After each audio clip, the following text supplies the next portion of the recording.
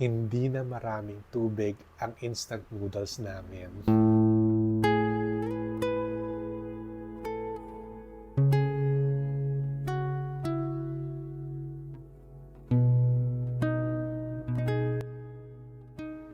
Hello mga pumpkins and welcome to another episode of Tough Love with Tito Bex. Kumusta kayo this holiday season? Busy na ba? Tapos na ang shopping? Christmas is a perfect time for reflection, di ba? And habang nag-e-emote ako, naalala ko yung nag-trending sa TikTok, yung hindi na maraming tubig ang instant noodles. Para sa iba, simpleng biro, pero sa tulad ng iba sa atin, simbolo ito ng mga pinagdaanan ng ating mga pamilya. So today, let me share with you how my family and I made it through tough times and how the spirit of Christmas made everything better.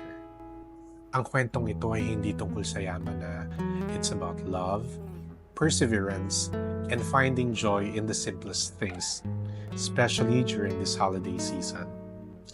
Alam niyo pa mga pumpkins, nung bata pa ako, Noche Buena namin, minsan leftovers. True, totoo yan ha. Kasi birthday ng lolo ko, Christmas Eve. So may ganap na kami before magpasko.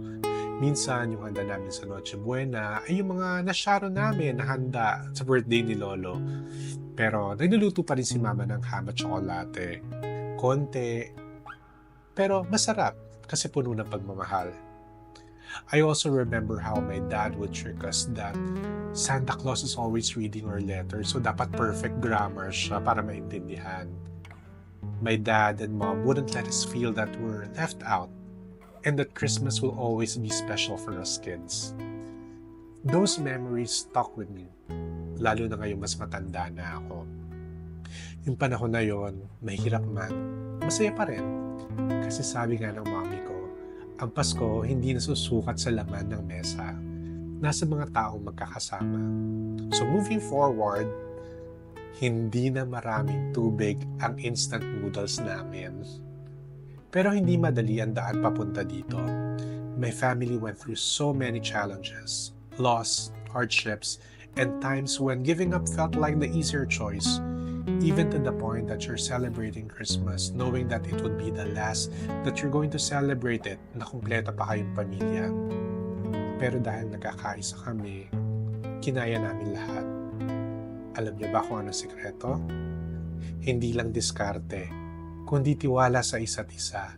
Yung paniniwala na kahit mahirap ngayon, lilipas din to, and we learn to work hard, dream big, and most importantly, to stay grateful. Ngayon, ang Pasko namin ay mas maginhawa na kahit papano. Pero kahit na hindi namin kinakalimutan kung saan kami nagsimula. The leftover handa on the table, paalala yan ng hirap na nalampasan namin. Paalala na kahit anong mangyari, we're stronger together. Kaya ngayong Pasko, mga pumpkins, magpasalamat tayo, hindi lang para sa blessings, kundi para sa mga pagsubok na tumibay sa atin. Cheers sa pamilya, sa pag-asa, at sa mas masarap pa na noodles. Mga pumpkins, ang kwento namin ay kwento ng bawat pamilyang Pilipino na dumaan sa hirap pero nananatiling matatag. Hindi na maraming tubig ang noodles namin pero hindi rin nawala ang sabaw ng pagmamahal sa pamilya. Kaya ngayong Pasko, alalahanin natin ang mga pinagdaanan natin. Celebrate little victories and remember, ang tunay na diwa ng Pasko ay nasa puso, sa pagmamahal, pasasalamat at pagbibigayan. Merry Christmas mga pumpkins, and I hope to see you again next time on an episode of Tough Love with Tito Bex. Bye!